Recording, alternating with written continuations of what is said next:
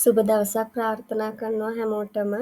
අද මම දක්ෂ ට්‍රැවල් YouTube channel එකෙන් ඔයාලට කියන්න යන්නේ ඔයාලා ෆැමිලි වීසා වලින් රුමේනියා එන්න ඉන්නවා නම් එතකොට රුමේනියාවල ඉන්නේ හස්බන්ඩ් නම් හස්බන්ඩ් හිතනවා නම් වයිෆ්ව හරි තමන්ගේ ෆැමිලි එක රුමේනියාවට ගන්න ඕන කියලා අපි අහලා බලමු හස්බන්ඩ් මුලින්ම මොනවද කරන්න ඕන මොනවද හදාගන්න ඕන ඩොකියුමන්ට්ස් කියලා රුමේනියාවලදී මම ඔයාලට වඩාත් පැහැදිලි කරන්න හස්බන්ඩ්ට කිව්වා ඩොකියුමන්ට්ස් මොනවද ඕන කියලා පැහැදිලි කරන්න. හොඳයි සුබ දවසක් හැමෝටම. අපි බලමු එතකොට දැන් රුමේනියාවට අපේ ෆැමිලි එක ගන්න ඕන නම් මොනවද අවශ්‍ය වෙන ඩොකියුමන්ට් කියලා අපේ පැත්තෙන් සැදිය යුතුයි. එතකොට මුලින්ම අපි කරන්න ඕන අපිට කියලා වෙනම ඇපාර්ට්මන්ට් එකක් හොයා ගන්න ඕන පෞද්ගලිකව ෆැමිලි එකකට ජීවත් වෙන්න පුළුවන්. එතකොට ඒ පාර්ට්මන්ට් එකට අදාළ ඇඩ්‍රස් එකට අපේ TRC එකත් එතකොට අපි හදාගන්න ඕන. දැන් අපි ඉන්නේ කම්පැනියෙන් දෙන සාමාන්‍යයෙන් දෙන අර කට්ටිය එකට දාලා ඉන්න පාර්ට්මන්ට් එක නම් ඒවයි ෆැමිලි ගෙන්නන්න බෑ සාමාන්‍යයෙන්. එතකොට අපි අපේ පෞද්ගලිකවම පාර්ට්මන්ට් එකක් හොයාගන්න ඕන. එතකොට අර කම්පැනියේ තියෙන ඇඩ්‍රස් දාලා හදන TRC මුලින්ම අපි ඒව වෙනස් කරගන්න ඕන. එතකොට අපි ගන්න එපාර්ට්මන්ට් එකේ ඇග්‍රීමන්ට් එකට වන් ඉයර් කොන්ට්‍රැක්ට් එකක්නේ හම්බෙන්නේ මේ රෙන්ටල් ඒකට අපේ වෙනස් කරගන්න ඕන ඇඩ්‍රස් ඒවා මේවා. මුලින්ම අපි ඒක කරගන්න ඕන. එතකොට ඇප්ලයි කරන්න හිතාගෙන ඉන්න ඕන නම් TRC එක ආවම වශයෙන් අවුරුද්දක කාල සීමාවක් තියෙන්න ඕන මේ ප්‍රොසෙස් එක ඉවර වෙනකොට මේ වගේ කාල සීමාවක් යන නිසා TRC එක අනිවාර්යයෙන්ම ඉස්සරහට අවුරුද්දක ඔය කාල සීමාවක් තියෙන්න ඕන. මුලින්ම අපි ඒක තමයි කරගන්න ඕන. ඊට පස්සේ අපිට අවශ්‍ය වෙනවා හදන්න ඇෆිඩවිට් එකක්.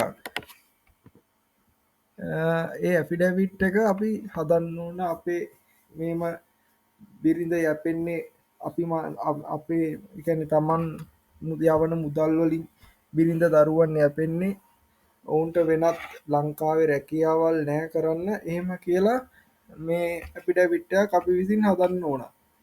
අපි මේ කියන්නේ තමන්ගේ බිරිඳව මේ රුමේනියාවට ගෙන්න ගන්න කැමති එහෙම කිසිම ගැටලුවක් නැහැ. ද්වි විවාහ බහු විවාහ නැහැ. ඒ වගේ කරුණු ටිකක් තියෙනවා. ඒ කරුණු ටික අඩංගු කරලා අපි මෙහි අපේ මේ ඒ කියන්නේ අපි මෙහි ඉන්න නොතාර් කෙනෙක් සම්බන්ධ කරගෙන ඒක ඉංග්ලිෂ් රුමේනියන් නොතාර් කෙනෙක් සම්බන්ධ කරගෙන ඒක ඉංග්ලිෂ් වලට මුලින්ම ට්‍රාන්ස්ලේට් කරනවා. ඊට පස්සේ රුමේනියන් වලට ට්‍රාන්ස්ලේට් කරලා ඇෆිඩවිට් එකක් එහෙම හදන්න ඕන. ඊට පස්සේ අපි අවශ්‍යයි දැන් අපි ඊට පස්සේ අවශ්‍ය අපිට කරන්න දැන් අපේ වයිෆ් ලංකාවේ එයා හදන ඩොකියුමන්ට් ටිකක් තියෙනවනේ. එයා හදන ඩොකියුමන්ට් ටික එයා ඒක වැඩි ෆයිනලයිස් වෙලා අපිට රුමේනියාවට DHL කරලා එවනවා. එතකොට අපි මේ ඩොකියුමන්ට්ස් මුලින්ම අරන් යන්න ඕන සර්ටිෆයි කරගන්න රුමේනියාවේ තියෙන ෆොරින් මිනිස්ට්‍රි කාර්යාලය බුකුරෙස්ට් වල තියෙන එහෙට අපි අරන් යන්න ඕන ඒ ඩොකියුමන්ට් ටික සර්ටිෆයි කරගන්න. එහෙම නැතුව අපිට පුළුවන් කමක් නැහැ මෙහි ඒ එවන ඩොකියුමන්ට් ටික මෙහි ලෝයර් කෙනෙක් ඒ කියන්නේ මෙහි නොතාර් කෙනෙක් කරා රුමේනියන් වලට ට්‍රාන්ස්ලේට් කරගන්න පුළුවන් කමක් නැහැ. ඒකේ සර්ටිෆයි කරගන්න නැතුව. ඒක අනිවාර්යයෙන්ම අපි ඔරිජිනල් ඩොකියුමන්ට්ස් ටික එහෙට අරන් ගිහිල්ලා ඒකේ සර්ටිෆයි කරගෙන ඇවිල්ලා ඕන අපේ නොතාර්ට බාර දෙන්න අපිට මේක රුමේනියන් වලට ට්‍රාන්ස්ලේට් කරලා ලීගලයිසේෂන් කරලා දෙන්න කියලා. ඒ එතකොට අදාළ වෙන්නේ මැරේජ් සර්ටිෆිකේට් එක, බර්ත් සර්ටිෆිකේට් එක, වයිෆ් වෙන ඇෆිඩවිට් එක.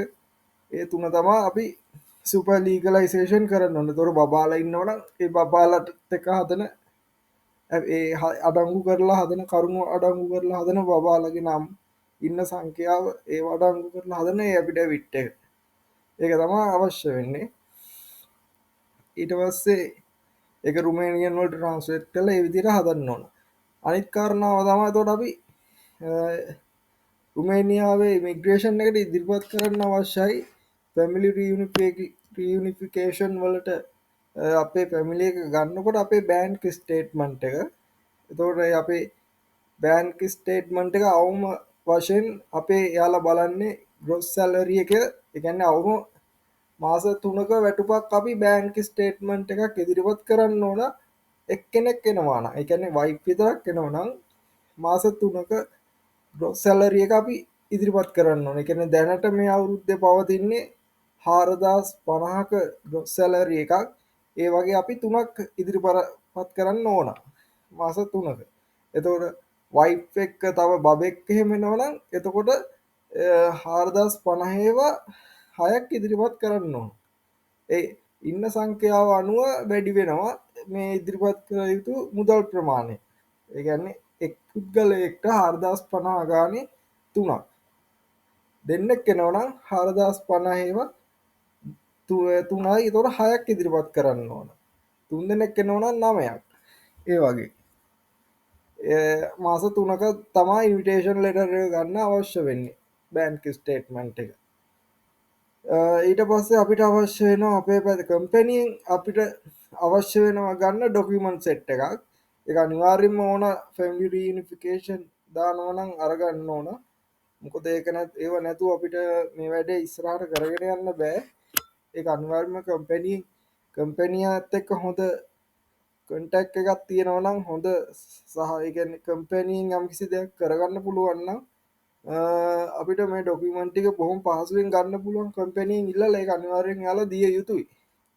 අනිවාර්යෙන්ම මුලින්ම අපි ගන්න ඕන අදවරාන්සි දේ සලාරු කියන එක. ඒ කියන්නේ මෙහි වැටුප් පිළිබඳව දෙන ප්‍රකාශය. ඒක සාමාන්‍යයෙන් වැලිඩ් වෙන්නේ 1 month විතරයි ඒ අදවරාන්සි දේ සලාරු කියන එක. මොකද ඒක මේ මාසෙන් මාසේ තමා දෙන්නේ. ඒ කියන්නේ අපි අද මේ ඔක්තෝබර් මාසේ නම් අපිට අදවරාන්සි දේ සලාරු කියන රිපෝට් එකක් කම්පැනියෙන් ගිහිල්ලා ඉල්ලුවොත් එයාලා දෙන්නේ නොවැම්බර් මාසයක තමා දෙන්නේ. ඔක්තෝබර් මාසයක දෙන්නේ සොරි සමාවෙන්න මට මාස ටික පොඩ්ඩක් එහෙම මේ පැටලුණා. දැන් අපි මේ මාසේ ඔක්තෝබර් මාසෙනේ. එතකොට අපි කම්පැනියෙන් ගිහිල්ලා අදවරාන්සි දේ සලාරු කියන රිපෝට් එක ඉල්ලුවොත් එයාලා දෙන්නේ සැප්තැම්බර් මාසෙට අදාළ වෙන එක. එතකොට අපි දැන් හිතන්නකො නොවැම්බර් මාසේ නම් අපි මේ වැඩ කරන්නේ.